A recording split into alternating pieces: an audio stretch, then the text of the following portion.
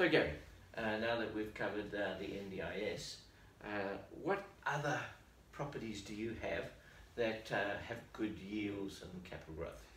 There's another actually quite new concept which has just come out. It's called seniors co-living. So we're not talking about rooming houses or young people sharing houses or student accommodation. We're not talking about any of that. Yes. This is seniors co-living. There is a huge demand for accommodation for senior people who can't afford to rent their own house. They maybe can't afford to go into an over 50s development or something. They need somewhere to live. They want to live in appropriate accommodation. So effectively we put together a house and land package that might have 3 or 4 bedrooms in it, and each bedroom has its own bathroom. Right, so that one older lady, say, can have their own room, their own bathroom, and then they share the living spaces with a couple of other people. All right. They're each paying rent for their own room, and that rent can vary between say $220 to $280 a week, depending on location. Yes. And so as a result of that, you've got a fairly regularly built house. The only difference with the house being basically that it's got extra bathrooms. And you've got some people in there who are happy to be there, and they're going to be there a long time, long leases. They're sort of quite happy. They don't have wild parties and trash the place, for instance. Yes. Which is always a good thing. Okay. And you're getting a good return of say up around 9%. Yep. And so the returns are not as good, obviously, as say NDIS. Right. But having said that, they're easier to build. We have to choose the locations carefully. There's a company that we use who actually provides the tenants. Yep. And they do a fair bit of vetting of these tenants to make sure that he's comfortable that they can live together. 3 people can live together in the right house. So they're carefully vetted. Is this where you said maybe suitable for ladies? Well, at the moment, men. Well, at the moment, generally ladies are the market. Okay. And that's largely because there's a lot of old ladies who might have lost their husbands or been separated, divorced, whatever. They haven't worked through their life. They've got no money. They've got no super. They're not in a really good financial position. They might have the pension or something or a job. Yes. But they really don't have any resources, and so that's what we're targeting at the moment. So 220 to 280 is reasonable. Yeah. Cost for a room, plus a bathroom and access to the dining facility, the lounge and kitchen and whatever. Yeah, there's an alfresco, the normal sort of thing for All right, okay. And car spaces, things like that. There's also separate sort of storage areas for them as well. They each have their own area separate for storage. So that's got to be included in the house. Oh, right, okay. The demand has actually proven to be quite high. So, I mean, as fast as we can get these things built and organised, they're being rented, without a problem. Wow. So, like the NDS, do they have a rental guarantee, or is it with this backed by government? There's a 3-year rental guarantee. Okay, all right. That's actually provided by the company that provides the tenants, right? They do the rental management effectively of these properties, and they provide a 3-year rental guarantee. So if you haven't got somebody in a room, for a period of time, then you're still getting paid the rent. Really? Yep. All right. Okay. No, that's I mean, people do move. They may have to go into care or something like that. Basically, yes. For whatever the reason, if you end up with an empty room during that 3-year period, then you will be paid the rent. So it is a very safe and secure investment, right? With a pretty high rental return, much higher than a regular house, for instance. All right. What would a regular house right now give you? Well, a regular house, sort of historically, you're probably getting 4 or 5%. All right. And sort of rental return. Yeah, and on that 4 or 5%, you're not talking cash flow positive there. You're talking slightly cash flow negative. All right. You have to put your hand in your pocket every now and again to top things up. Right. And that's why we're not really sort of promoting or concentrating on those properties to any degree. All right. The normal standard house. That's right. If somebody wants one, we can source them because there's a lot around. Yes. And we'll find the best one that we can find at the best price with the best return. Yep. But we do try and concentrate on sort of cash flow positive. All right. Okay. Well, then what about capital growth?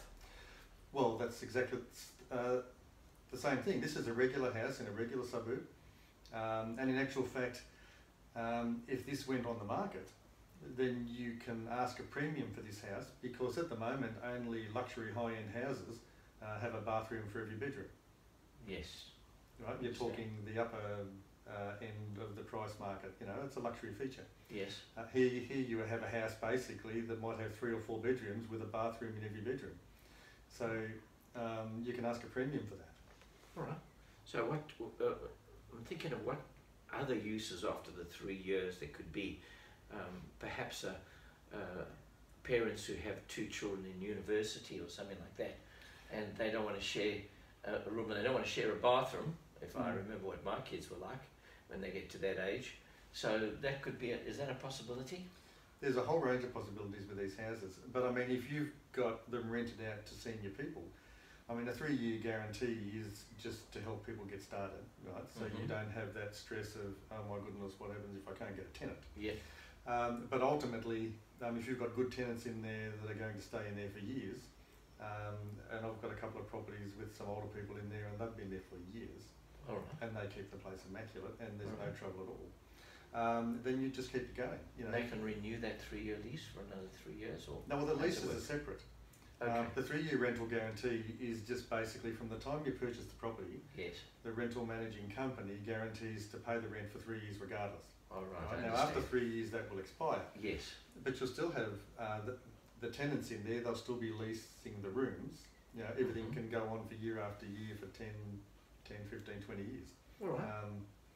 And then you shouldn't need a rental guarantee because you've got long-term tenants in there. All right. So, are these in specific areas once again, or are they? We can put these in almost any area.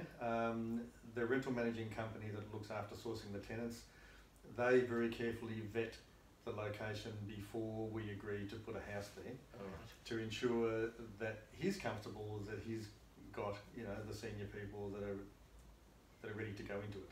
So there is a little bit like the NDIS, you know, where we put a bit of work into sourcing the tenants before we put, you know, the house package out there. Right. The same thing applies. If we want to put a house in a certain location, then they will go out there, they'll check the location, they will check the demographic, they'll determine that there's tenants available, and then they'll say, yes, you can do, you know, one of these houses in that location, and we will look after it. So this is house and land really in suburbs? Yeah, yeah. Who does the garden? That's all handled as part of the rental management. Oh, right. Okay. The same with NDIS, obviously. You don't expect sort of people to go out there and be cutting grass. No. So that's all handled basically. You know, the houses are provided fully turnkey, so everything is included with the house, including landscaping and paths and, you know, flowers and everything. All of the interior fixtures and fittings, they're all there. What about furniture then, Gary? No, they have. Well, in this particular case, with the seniors co-living, that comes with extra benefits of a $10,000 solar package, which is solar panels on the roof plus a battery backup, which actually helps to reduce, you know, the cost of electricity. Okay, yes, that's good. And it also comes with a $10,000 furniture package. Right. Okay, now that is there to furnish the living areas, etc., you know, the joint and shared living areas. All right. But the tenants would have to provide their own furnishings for their own room. For the bed, bed and a side table and whatever. Yeah. Okay, I get it now. And again, what price range are we looking at here? You're probably looking in the high 5s to the mid 6s. They can get a little higher. It depends on the size of the house. A big determining factor of the price of any investment property that we do, that anybody does, is the cost of the land. Yes. I mean, it only costs so much to build a house. You know, you've got the materials, you've got the labour, etc. The cost of the land in different suburbs, different areas can vary wildly.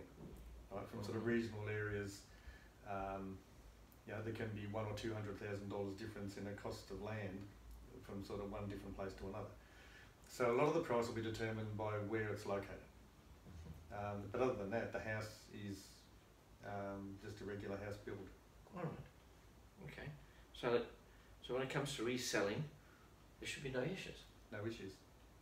Just like NDS, but probably more so than NDS. Well, with NDIS, if you're reselling it let's say you wanted to sell it at some point, then you would probably sell it to another investor so that they could take advantage of those higher returns through NDIS, and the tenants stay.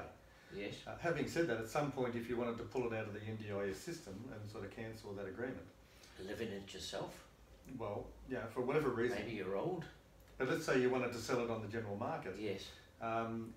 You can spend probably about $10,000 to spend to actually pull out some of the sort of specific equipment for disabled people, and it becomes a normal house with just larger than average rooms, which would be very attractive for most people. All right. And with these, there's no real difference between the houses except they've all got bathrooms. That's right. With the seniors co-living, Yes. it is just a regular house, but they've got extra bathrooms. Yeah. I get back because I have elderly children, and having 6 kids myself, I know that there is issues with people using girls using somebody else's toothbrush and things like that because they're all using the same bathroom. Well, if does these not senior, go down well. No, if the senior people are Yes. paying rent to rent a room, right, with a bathroom, then it's their bathroom. All right. Yeah. Okay. Yeah. Well, that's good. That's excellent. So, all right, Gary. So you deal with mostly investors as such. Yes. Now, if people can't think outside the square, because to me these NDIS and the co-living houses are outside the square. They just want an ordinary 4-bedroom house in the suburbs that they know about, that maybe one day they want to move into. I don't know. But would you do that as well? Do you do that kind of home? Yeah, we generally deal with investors. Having said that, we can certainly deal with owner-occupiers. Yes. People who want to buy their own house. The builders that we work with generally build to a turnkey house specification, so everything is all included, and it's a fixed price contract. Right. So that's actually quite an attractive thing for an owner-occupier, because effectively, if you'll go to a normal builder and get a house built, yes, there can be all sorts of exclusions, things that you've got to put in yourself, hidden costs, variations, yes, cost blowouts, and before you know it, just spent another $50,000. Okay. These houses, they're perfectly suitable for owner-occupiers, but they come with everything, so you don't have to even worry about it. So it's a You can fixed choose price. your colours and whatever. Right. So they can choose the colours of the house, but it's a fixed price contract with a standard design. Is that what it is? That's it. There's a wide range of designs. And they have, so they have a choice. Yeah. Oh yeah. They have a choice of design. Yeah. On a So they block have of as land. much of a choice as if they went to any builder to just get a house built. So if without a lot of the stress in Australia. Yeah. Okay. So if I want to have a sea change, I'm living in Sydney, I'm sick and tired of the traffic, and I want to go out into the Blue Mountains. Are you able to do that kind of stuff? Yeah, depending on the location and also depending on where the builders build, but you can actually get a house and land package for a lot less than what you may have just sold your house in Sydney or Melbourne for. Certainly. So I should hope so. Yes, right. And but in regional areas in particular, or sort of further out in these lifestyle locations, the blocks of land are much bigger, right? So where you might in the suburbs, you might have a 300 or 400 square metre block, which is getting pretty tiny. Yes. You can have 700, 800, 900 square metre blocks, and you can put a big house on it, and you've still got plenty of room. Where would these locations be? Well, for instance, sort of Warwick, you Yes. can get a 750 square metre block for 125,000. Right. Okay. In a lovely suburb in a nice town that's only an hour out of Toowoomba and an hour and a half from the Gold Coast. All right. It's a tree change. Yes. It's a lovely spot. Right. You can build a 4-bedroom, 2-bathroom, double garage house on a 750 square metre block for just over 400,000. That's pretty good value. Well, that is. Yes. Yeah. That is pretty good value. Absolutely. And and if somebody wants to change, well, this is the time. Yeah. You know, a lot of people working from home now, as I do, and as you do, and so in our business we can. And why would you want to take a train or a bus or even drive your car through the traffic? Well, that's exactly right. And also too, because of a number of factors, including COVID, but also technology anyway, the improvement of working from home technology. A lot of people now have been encouraged to work from home, and locations such as Warwick or whatever, a lot of regional locations are seeing a very high demand now over this last 12 months, which is actually starting to force prices up as well. So A, this is a good time to get into regional locations if that's where you want to live. B, you will see some good capital growth over the next year or two because prices are just going up. Yes. Just like they are everywhere. So yeah. Oh. Well, Gary, you do sound like you know what you're talking about, and that's why you're here today. Thank you. What is your take on the market in 2021-22? Let's not talk beyond that because, you know, we're not speculators. So that's only a year to 18 months. I'm sure you'll be able to give me an opinion there. Well, nobody's got the crystal ball, and yes. if someone has got it, please can I have it? But yes, just for an hour, that'll be fine.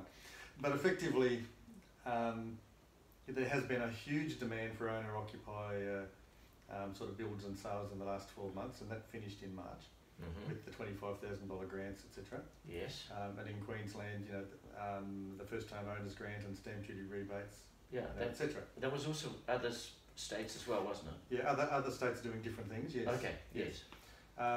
But effectively, I think a lot of the people who were planning to build their own house have probably already now done it, or you know they've sort of contracted to do it.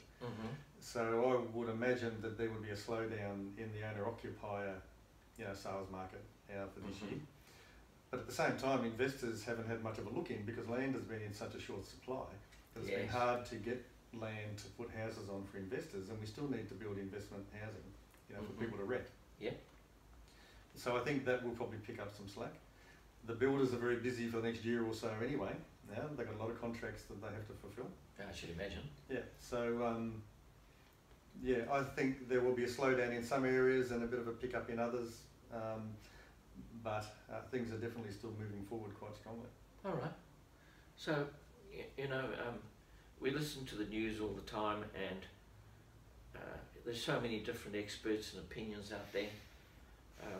But I'm hearing stories about shortages of building material and things like that. Do you know anything about that? No, I have actually seen some correspondence from some of my builders that have been advised from, say, you know, the framers, you know, the wood suppliers. Yes.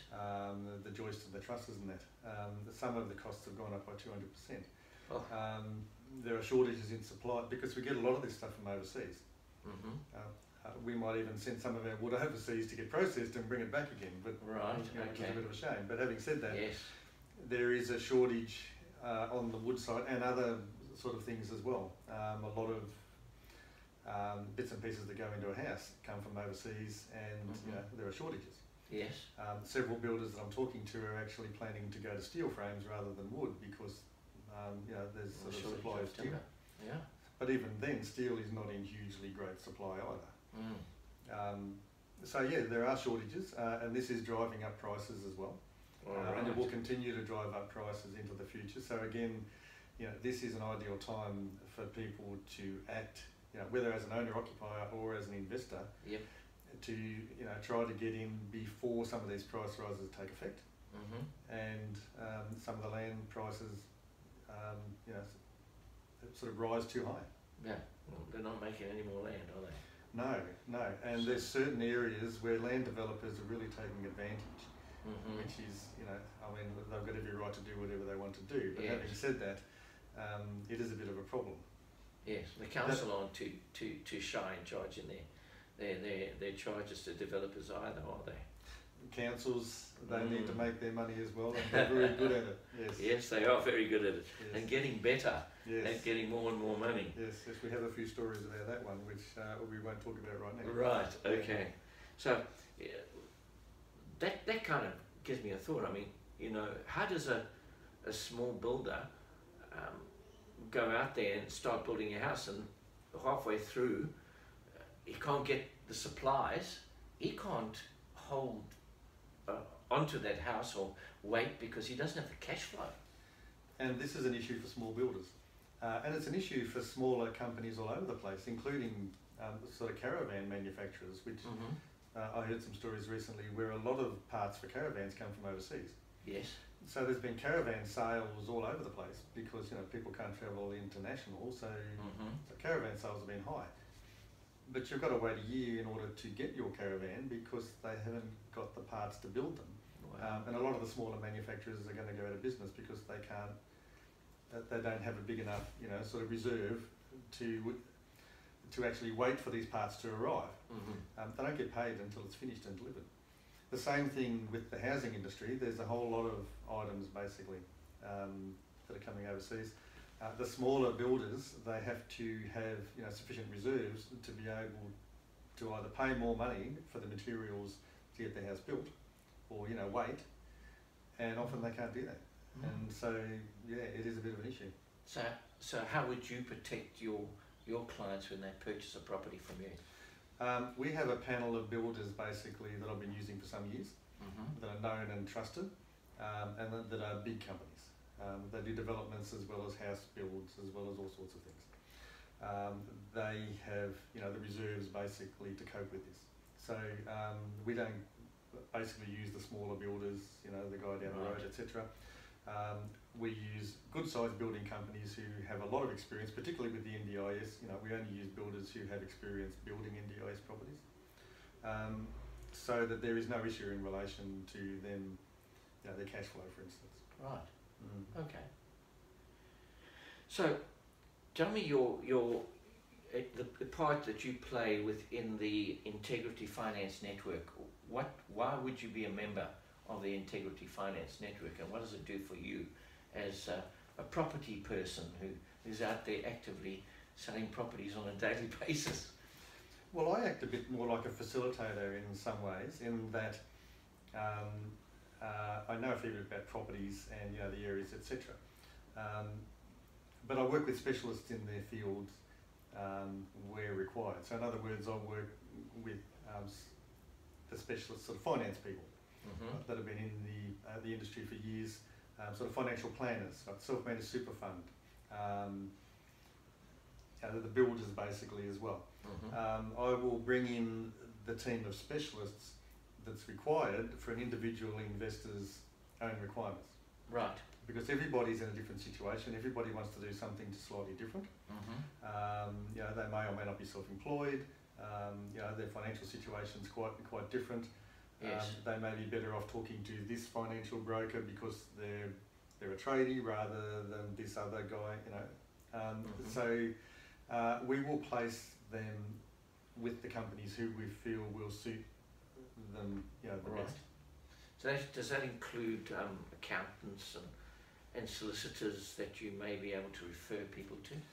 Yep, there's a couple of legal firms that we use in different parts of the country, right, that we prefer, and they do the conveyancing and any legal work for good and reasonable prices. And accounting as well. Well, most people might have their own accountant, but we can certainly help, to recommend accountants in certain areas, so that's not a problem. Any service basically that they require as an investor, we can source the appropriate specialist to suit them. Oh, right. Yeah. Well, that's an added advantage because, for the seasoned investor, it's fine. They've got everything in place, and they've got their broker, and they've got their accountant, and their financial planner. But if you're a first-time investor, it's a bit daunting, isn't it? Well, I think for first-time investors, it's not just a bit daunting; it's downright terrifying. If you haven't done it before, it can keep you awake at night, and it is just very scary. Which is why we spend the time, right? Any investors that we're talking to, whether we've been speaking to them for a long time or for the first time, we will spend the time with them to find out exactly what they want to do, how they want to do it, right? What their goals are for the future, how close they are to retirement, what sort of returns might benefit them commensurate with the risk, because there is always risk in anything that you do. We just try and mitigate the risk as much as possible, and then we put together a package to suit them, and we stay with them, sort of right along from the very first moment right up to all the way through house construction to it's completed to tenanting, and then afterwards for as long as they require, I will be there to basically help and support people. I think customer service is a big part of the role. I couldn't agree with you more. Over the time that I've been involved in finance and that, there's so many people out there that have just been dumped with these cowboys. They tend to come in and sell them one property, and it's negatively geared. There's no, the finance wasn't great, and they feel lost, and they talk. That's the worst part. They talk, and therefore they become bad publicity for investment properties, because they've had a bad experience and they want to tell everybody about the experience. Unlike people who have a good experience, they kind of keep quiet and just go along and tell nobody in case everybody does it. Well, that's it. I mean, you can get a bad name in this industry very easily if you don't do the right thing. Yes. Having said that, I think if you do the right thing, then you've got happy customers, effectively clients. More than half of my business at the moment now is through referrals from existing clients who have referred their friends and relatives. So people are not going to refer somebody to you to spend $500,000 to buy a property if you haven't done the right thing for them in the first place. Absolutely, absolutely. Well, Gary, it's been an absolute pleasure talking to you today. Thanks, James. And I'm certainly, I'm sure that some of the people on my database and your database who will get to see this this video would be interested in sharing it with their friends as well. So we will obviously also put it on YouTube, right? Yep. Today it's all about YouTube today, video, and so we'll make sure that it gets on there so people have the opportunity. So we'll put our web sites on here and our contact addresses so people can see, and you can distribute to your clients for your trouble of coming in today to talk to me as a member of the Integrity Finance Network myself. And so if anybody wants to contact me, it's James Cagney, as you all know, who are on my database, right? Okay, and obviously Gary Sparks. And Gary Sparks, if you're on his database or my database, we'll be very happy to talk to you. Thank you very much, Gary, for today. Great, thank you, James.